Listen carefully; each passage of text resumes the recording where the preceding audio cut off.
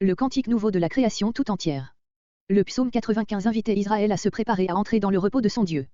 Le psaume 96 est le cantique nouveau, verset 1, que fait entendre l'humanité et avec elle la création tout entière, à la gloire de l'Éternel dont le règne s'établit sur la terre.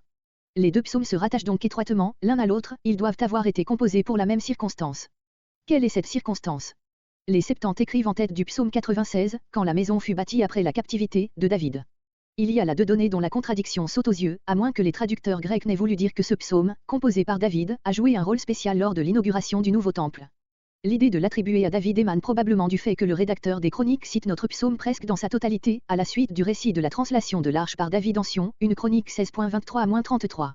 Cependant cette citation, qui est suivie de celle de fragments des psaumes 105 et 106, ne prouve pas nécessairement que ces cantiques remontent à l'époque de David.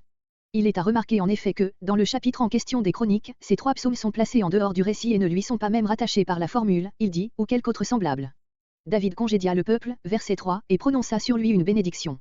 Mais, comme ce fut à cette occasion qu'il organisa le service du sanctuaire et établit quelques-uns des Lévites devant l'arche, en particulier Ézéph et ses frères, pour louer l'Éternel, l'auteur des Chroniques prend occasion de cette date mémorable, pour donner par quelques exemples une idée des cantiques d'un caractère à la fois religieux et patriotique, qui firent partie du culte, il choisit de préférence ces extraits parmi les cantiques que l'on chantait au temps où il écrivait. Or les livres des Chroniques furent écrits près de 200 ans après le retour de la captivité, voire livres historiques de la Bible annotés. Un des traits distinctifs de notre psaume nous oblige à lui assigner une date bien postérieure au temps de David, ce trait, c'est sa grande analogie avec les prophéties de la seconde partie d'Ésaïe relative à la manifestation de la gloire de l'Éternel. Sans parler ici des ressemblances de détails, nous retrouvons dans ces quelques strophes plusieurs des grandes pensées développées par le prophète sur le néant des idoles, verset 5, comparez Ésaïe 40.18 et suivant, Ésaïe 41.21, etc., la participation de tous les peuples au culte de l'Éternel, verset 7 à 10, comparez Ésaïe 60.1 et suivant, le caractère de jugement que revêtira l'apparition du Seigneur, verset 14, comparez Ésaïe 40.10, Ésaïe 41.4, etc., la joie qui éclatera dans la création tout entière, en présence de l'Éternel, versets 11 à 13, comparez Ésaïe 43.19, Ésaïe 44.23, Ésaïe 55.12-13, etc. Ce caractère de notre psaume, mis en regard de la note des 70 relative à la construction du second temple, nous amène à penser que la dédicace de ce temple fut l'occasion à laquelle il doit son origine. Quelque opinion que l'on ait sur la date où fut composée la seconde partie d'Ésaïe, il est certain que cet écrit, qui parle en termes si clairs du retour de l'exil, dut avoir un écho bien vibrant dans le cœur des Juifs qui reconstruisirent le temple. Il n'est pas étonnant que cet écho se soit fait entendre dans les cantiques chantés au jour solennel de la dédicace.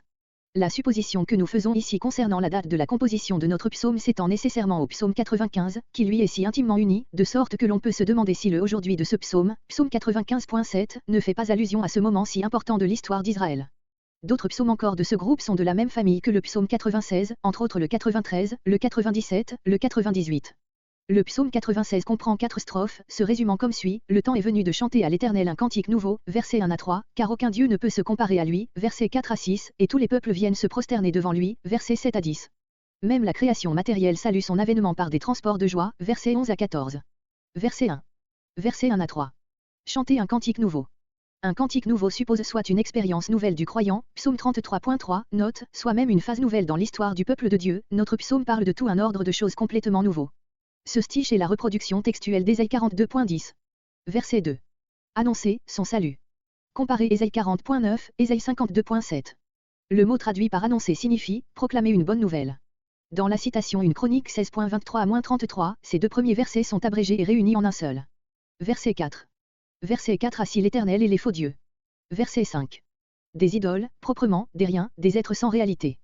L'hébreu présente ici un rapprochement de mots semblables quant à la forme et absolument différent quant au sens, Elohim, Dieu, Elilim, des riens. Loin d'être néant, l'Éternel a fait les cieux et toute leur gloire. Verset 6. Dans son sanctuaire, dans ses cieux étincelants dont il vient d'être parlé, mais aussi dans son temple terrestre, où il daigne manifester sa gloire à son peuple. Verset 7. Verset 7 à 10. Que tous les peuples l'adorent. Cette strophe, plus développée que les précédentes, exprime la pensée centrale du cantique, toutes les nations sont admises au sanctuaire et rendent gloire à l'Éternel comme à leur roi. Nous retrouvons ici l'étonnante largeur de pensée et de cœur qui nous frappe en maint autre psaume, 67, 87, 99, 117 entre autres. Le docteur Bini écrit au sujet de notre psaume 96, il appartient à une classe de cantiques qui n'annoncent pas seulement la gloire de l'ère millénaire, mais sont eux-mêmes des chants du millénium, ils en célèbrent comme actuels les joies et les réalités. Ceux qui croient que l'on ne saurait être à la hauteur de nos temps modernes, si l'on n'envisage pas nos psaumes comme vieillis, devraient examiner comment il se fait que certaines hymnes du psautier se trouvent en avance et de beaucoup, sur l'esprit même de notre temps, à tel point que le croyant ne pourra pleinement s'approprier les désirs qu'il exprime que lorsque la terre sera couverte de la connaissance de l'Éternel. The Psalms, Air History, Teachings and Use. Rendez à l'Éternel. C'est la reproduction littérale de Psaume 29.1-2, qui décrit la manifestation de la gloire de l'Éternel dans l'orage. Seulement, là ce sont les anges qui sont invités à rendre gloire à l'Éternel, ici ce sont les peuples, envisagés comme autant de familles. Comparez Genèse 12.3 et pour toute la strophe Ésaïe 60.1 et suivant. Verset 8. Dans ses parvis. Le texte des Chronicas, devant sa face, une chronique 16.29. Verset 9. Dans une sainte magnificence, comme autant de prêtres revêtus de leurs vêtements sacerdotaux. Tremblez, à la fois de crainte et de joie. Comparez Psaume 29.8, Psaume 97.4. Verset 10. L'Éternel règne, est devenu roi. Voir Psaume 93.1, note. Dans les Chroniques, cette première ligne du verset est transportée au milieu du verset suivant et le stiche, il jugera les peuples, est supprimé. Aussi la terre est-elle affermie. Comparez Psaume 93.1, note. Il jugera les peuples. Ce qui ébranle la terre ce sont les injustices, les compétitions, les guerres déchaînées par les passions humaines. Tout rentrera dans l'ordre, dès le moment où l'Éternel prendra en main le jugement, Ésaïe 2.14. Verset 11. Versets 11 à 14. Allégresse de la création tout entière, qui participe au salut de l'humanité, Ésaïe 44.23, Romains 8.19-21. Les cieux, la terre, la mer, les trois grandes parties de l'univers matériel, célèbrent l'ordre de choses nouveaux. Les cieux se réjouissent en faisant resplendir leur lumière, la terre en prodiguant les richesses de sa végétation, la mer met en mouvement tous ses flots, pour faire entendre sa grande voix. Verset 12. Les arbres de la forêt. Comparez Ésaïe 44.23, Ésaïe 55.12. Verset 13. Car il vient. Le psalmiste, dans le cours du cantique, s'est transporté, par anticipation, au moment même où l'humanité accueille l'Éternel comme son roi, verset 10. Maintenant, au terme du psaume, il confirme ce qu'il vient de dire, en annonçant que ce règne, encore à venir, est proche. C'est le « il vient » de l'Apocalypse, Apocalypse 1.7, Apocalypse 22.20, etc.